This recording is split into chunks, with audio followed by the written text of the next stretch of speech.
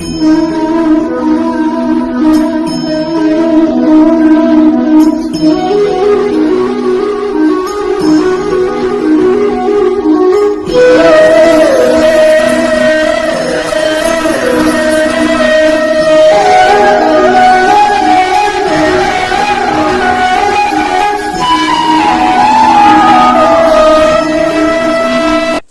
श्री राधे कृष्ण। मित्रों, श्रीमवाणी चैनल की ओर से कैलाश त्रिपाठी का आपको सादर नमस्कार। आज हम गोपी गीत के नवम गीत को प्रस्तुत करने जा रहे हैं। नवम गीत में भगवान के चरित्र, श्री कृष्ण की कथा और उसके महत्व का गोपियों ने प्रतिपादन किया है। गोपी गीतम जैसा हम बता चुके हैं कि श्रीमद् भागवत के 10वें स्कंद के का 31वां अध्याय है, जो रास पंचाध्याय के नाम से जाना जाता है। गोपी गीतम भगवान के हृदय की धड़कन है, ऐसा मेरा मानना है। तो उस कथा रूपी अमृत का आप पान करिए। तो प्रस्तुत है गोपी गीतम।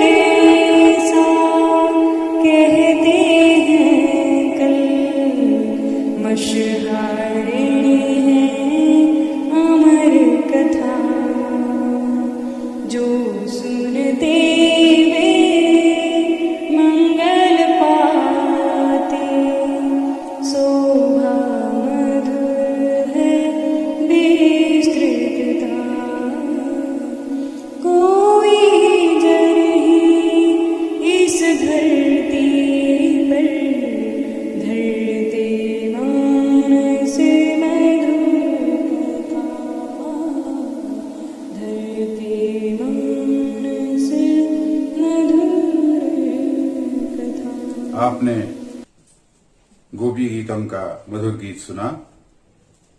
तव कथामृतम तप्त जीवनम। गोपियां अपनी इस विरह वेदना को प्रस्तुत करती हुई भगवान की चरित्र, भगवान की कथा को महत्व प्रदान कर रही हैं। यहां पर जो कथा शब्द आया है, इस कथा का अर्थ एक विराट रूप में आपको ग्रहण करना है। कथा का मतलब जो लोग कथा करते हैं वो कथा नहीं है। यहां कथा शब्द जो है, उस कथा में भगवान के चरित्र के साथ साथ परमात्मा का चिंतन, परमात्मा का स्मरण, परमात्मा का ध्यान, श्री कृष्ण के रूप और सौंदर्य का निरंतर ध्यान, ये सभी कथा शब्द के अंतर्गत आता है। तो कथा को हम एक जो कथा कही जाती है उसके संदर्भ में ना लेकर के एक विराट संदर्भ में हमको लेना है। ये भी कहा गया कि यद्यत कर्म करोमि तत्तदखिलम शंभु तव आराधना। जो भी हम कर्म करते हैं ये भगवान का ही आराधन है। तो भगवान के लिए जो भी श्रेष्ठ कर्म किए जाते हैं, करने योग्य कर्म किए जाते हैं, वे सब परमात्मा की कथा बन जाते हैं। तब कथामृतम तप्त जीवनम। गोपियां अपने भाव को बड़ी व्याकुलता से, बड़े विरह से प्रस्तुत कर रही हैं कि हे प्रभु, आपका जो कथा रूपी अमृत है ये तप्त प्राणियों को जीवन प्रदान करने वाला है। तप्त प्राणियों से तात्पर्य क्या है? जो संसार में तप रहे हैं, परेशान हो रहे हैं, संसार में दुख है, इसको ना स्वीकार करके सुख की तरफ भाग रहे हैं। तो थोड़ी देर का जो क्षणिक सुख है उसको वो ग्रहण कर रहे हैं और इसके पश्चात पुनः उसी दुख में निमग्न हो रहे हैं। ऐसे जीवन में जो तब गए हैं प्राणी, दुखी हो रहे हैं मानसिक रूप से, भावनात्मक रूप से, शारीरिक रूप से, ऐसे समस्त प्राणियों के लिए भगवान का चिंतन, भगवान की कथा अमृत तत्व प्रदान कर देती है, अमृत प्रदान कर देती है। अर्थात जीवन आपका एक संपूर्ण रूप से परिवर्तित हो जाता है। तो इस संपूर्ण रूप से जब परिवर्तित हो जाता है तो व्यक्ति भगवान की शरण में पहुंच जाता है। कविभिरीडितम कलमशापहम, कवियों ने कहा है, ऋषियों ने कहा है, ये वेदवाणी कह रही है सामवेद की। कविभिरीडितम, यहां पर ये जो कवि भी शब्द है ये स्वयं जो है वेदों की ऋचाओं के लिए आया हुआ है। अन्यत्र कवियों की बात नहीं कर रहे हैं, यहां तो गोपियां स्वयं अपनी बात कर रही हैं। ये वेद की ऋचाएं अपनी बात कर रही हैं कि हमने स्वयं ही इस बात को कहा है कि आपकी जो कथा है, आपका जो ध्यान है, आपका जो रूप सौंदर्य है, आपका जो चरित्र है, आपकी जो लीलाएं हैं, वो सभी कलमशापहम, कलमश यानी पाप को दूर करने वाली हैं। जब व्यक्ति के अंदर से पाप दूर हो जाता है, अपराध बोध दूर हो जाता है, तब व्यक्ति जो है परम पिता परमात्मा भगवान श्री कृष्ण के रूप सौंदर्य को, मधुर माधुर्य को, समस्त उनकी चरित्र और लीलाओं को प्राप्त कर लेता है। तो इस प्रकार से जो ये अमर कथा समझ लीजिए आप, जो अमृत प्रदान करने वाली है, क्योंकि ये अमृत है तो अमरता प्रदान करेगा। आप जो है वास्तविक रूप से अमर हो जाएंगे। यद्यपि ये शरीर तो क्षणिक है, नष्ट हो जाने वाला है, लेकिन जो भावना का शरीर है, जो प्रेम का शरीर है, जो आनंद का शरीर है, जो आपका सूक्ष्म शरीर है, वह जो है अमृत तत्व को प्राप्त कर लेता है।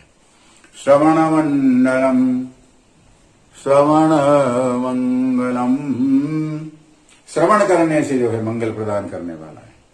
जो ही आप श्रवण करते हैं, आपके कानों में भगवान की कथा जाती है, भगवान की कथा का रस जाता है, तो ही वो मंगल प्रदान करने वाला है। और क्या विशेषता है? श्री, श्री यानी वो शोभा को प्रदान करने वाला है। मद यानी मधुरता को प्रदान करने वाला है। श्री मदाततम, और आततम आपके मन को विस्तृत करने वाला है, विस्तार करने वाला है।